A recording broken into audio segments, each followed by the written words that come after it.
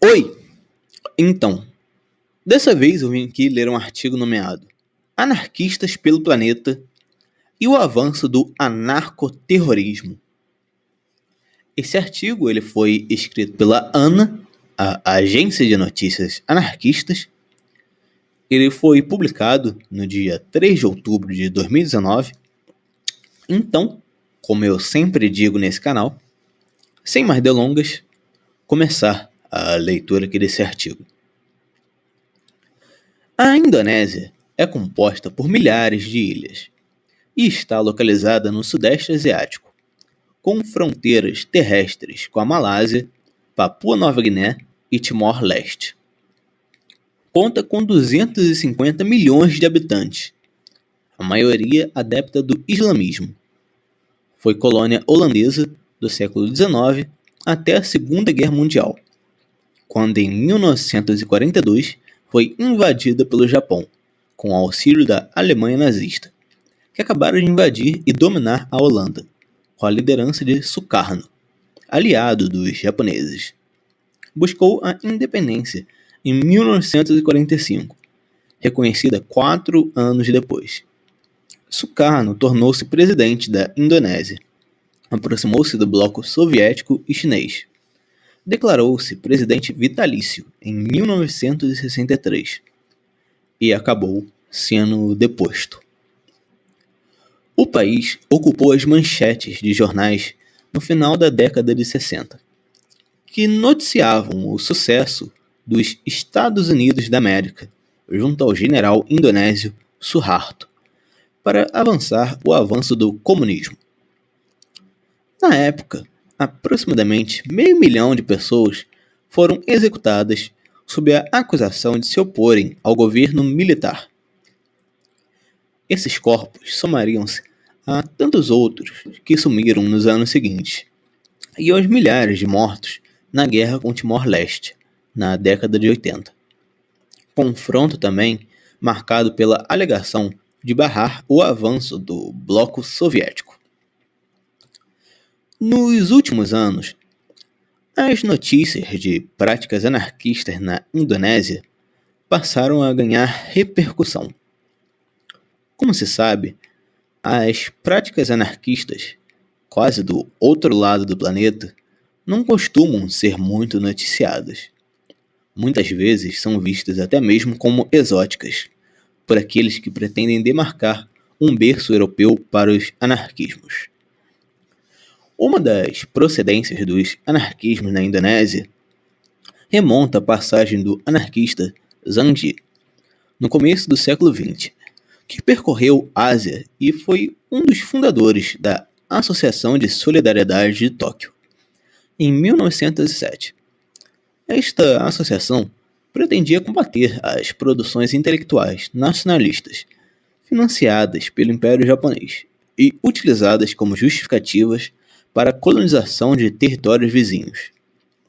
Zhang Ji, na época, incansável na luta contra o Império do Japão e combatente da dinastia Qing, aportou em Java e depois relatou em suas memórias as lutas espalhadas pelas ilhas em combates libertários contra a invasão holandesa. Anarquistas procedentes da China, assim como Zhang Ji, reuniam-se em casas para fazerem leituras de textos libertários.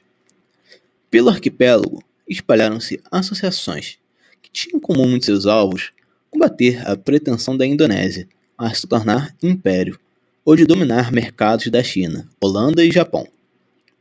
Assim, inventavam associações e publicavam periódicos contra o Estado e a favor de uma alimentação vegetariana, contra a violência aos animais e pelo uso de roupas naturais.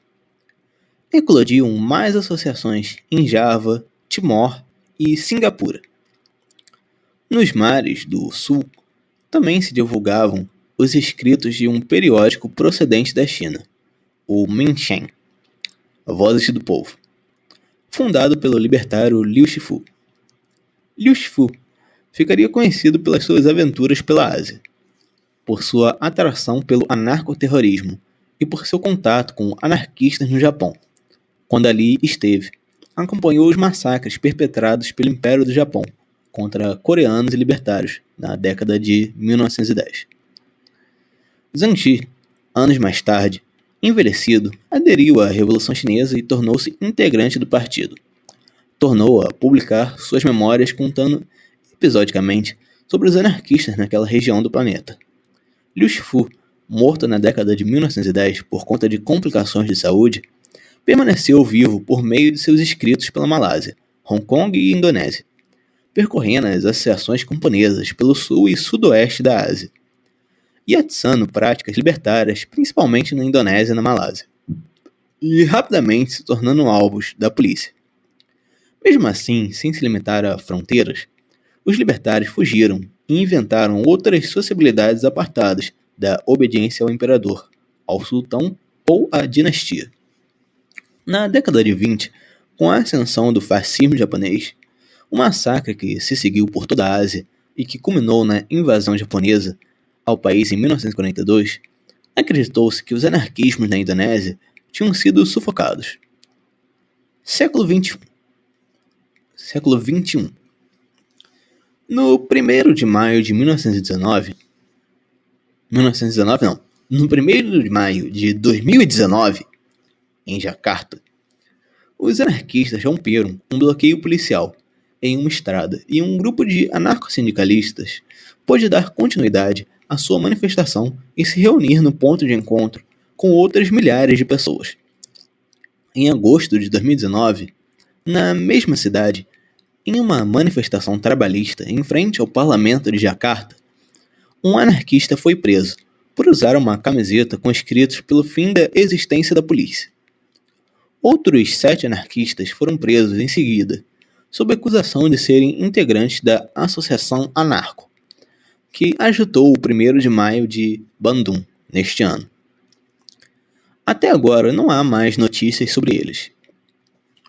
O 1º de maio de Bandung foi marcado por uma mancha negra que invadiu a cidade e que não estava interessada em negociar com empresários ou com o governo por melhorias em condições de trabalho.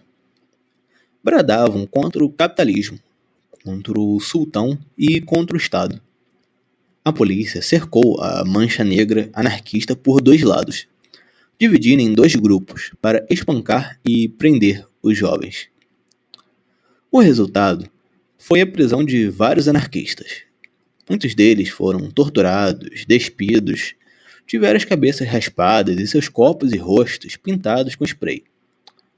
Outros jovens foram obrigados a rastejar quase nus pelo asfalto. Posteriormente foram soltos. Entre eles estava Arpatan, de 20 anos, e que após ser atingida várias vezes no rosto pela polícia, ficou no chão sem conseguir respirar, e com lesões no nariz e nos olhos. Em seguida foi levado a uma base militar, junto com outros jovens, onde teve sua roupa arrancada e recebeu uma nova sessão de espancamento.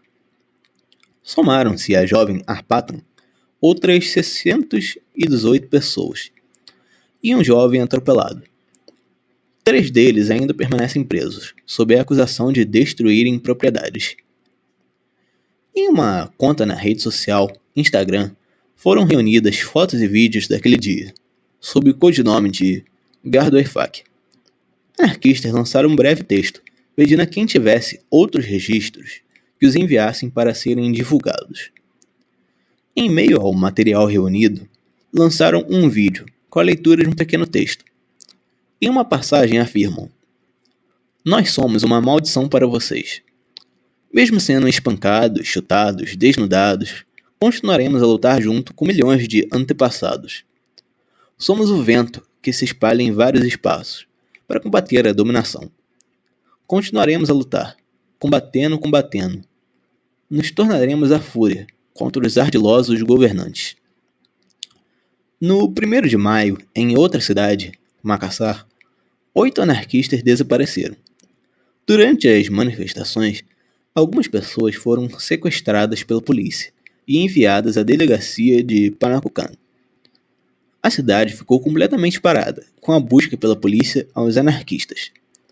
Não há qualquer informação a respeito dos libertários. A eles se somaram outros 11 anarquistas, que sumiram pela cidade. Além de prisões sumárias, alguns desapareceram após serem abordados e obrigados a entrarem em carros pretos, sem identificação.